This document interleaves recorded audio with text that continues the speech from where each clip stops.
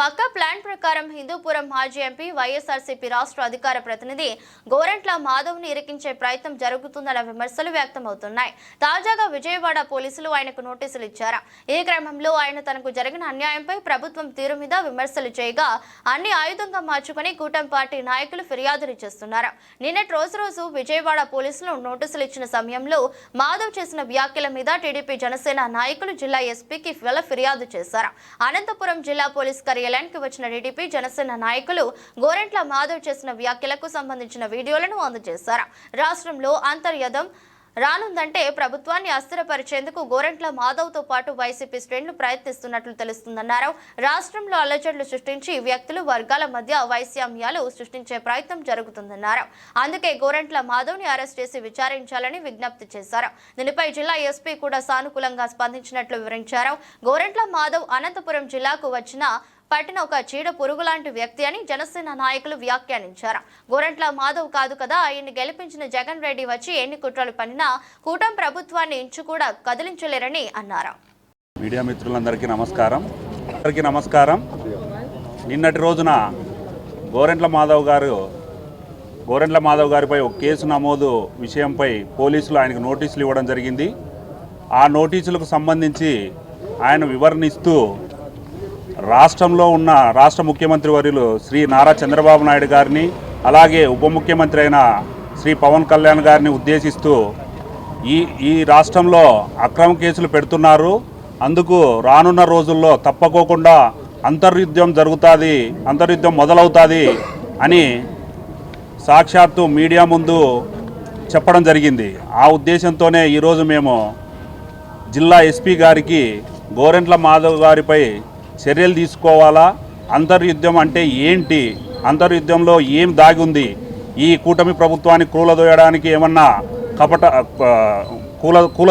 ఏమన్నా కుట్రలు పన్నుతున్నారనే విషయం మాకు అర్థమవుతుంది. తప్పకోకుండా ఈ గోరంట్ల మాధవ్ గారిని తక్షణం అరెస్టు చేసి ఆ కుట్రపూరితాన్ని బయటికి తీయాలని కూడా ఎస్పీ గారిని కోరడం జరిగింది. ఎస్పీ గారు కూడా స్పందిస్తూ తక్షణం చర్యలు తీసుకుంటామని కూడా మాకు చెప్పడం జరిగింది. ఈయన సిఐగా ఉన్నప్పటి నుంచి మనం గమనిస్తున్నాం, ఎప్పుడు చూసినా అతని చేతివాటం అయితేనేమి అతని నోటికి అద్దు ఆచారం లేకుండా పోతుంది, ఏమైనా మాట్లాడుతున్నారు. నిన్నటి కేసు విషయం మాట్లాడుకోకుండా ఆయన ఒక అత్యాచారానికి గురైన మహిళలను పేర్లను బహిరంగంగా మాట్లాడినందుకు స్వయాన మహిళా కమిషన్ చైర్పర్సన్ మాజీ మహిళా కమిషన్ చైర్పర్సన్ వాసిరెడ్డి పద్మ గారు కేసు పెట్టడం జరిగింది.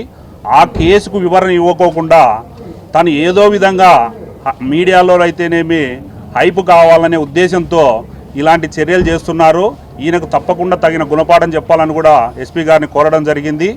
తప్పకుండా ఆయన ఎస్పీ గారు చర్యలు తీసుకుంటామని కూడా తెలియజేయడం జరిగింది.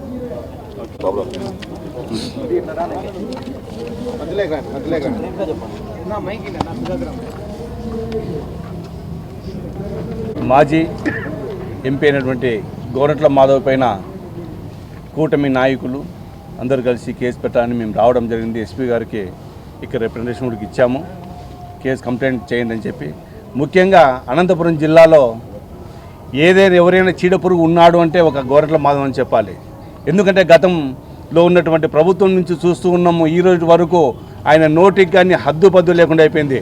గోరంట్ల మాధవ్ నీలాంటి వ్యక్తులు కాదు, నువ్వే కాదు, నిన్ను నిలబెట్టి గెలిపించినటువంటి గతంలో గెలిపించినటువంటి నీ జగన్ రెడ్డి అయినా సరే ఎన్ని కుట్రలు పడినా ఈ కూటమి ప్రభుత్వాన్ని ఒక ఇంచు ఇటుక కూడా కదిలించాలని చెప్పి జనసేన పార్టీ తరఫున హెచ్చరిస్తున్నాం.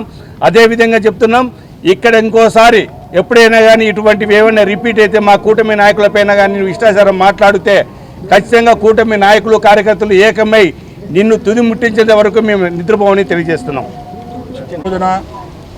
మాజీ పార్లమెంటు సభ్యులు గోరంట్ల మాధవ్ పైన మరి విజయవాడ సైబర్ క్రైమ్ పోలీస్ వారు అనంతపురం విచ్చేసి మరి గతంలో వాసిరెడ్డి పద్మ గారు కేసు పెట్టినటువంటి ఒక నోటీసును మరి పోలీస్ అధికారులు గోరంట్ల మాధవ్ గారికి నిన్నటి రోజున ఇవ్వడం జరిగింది.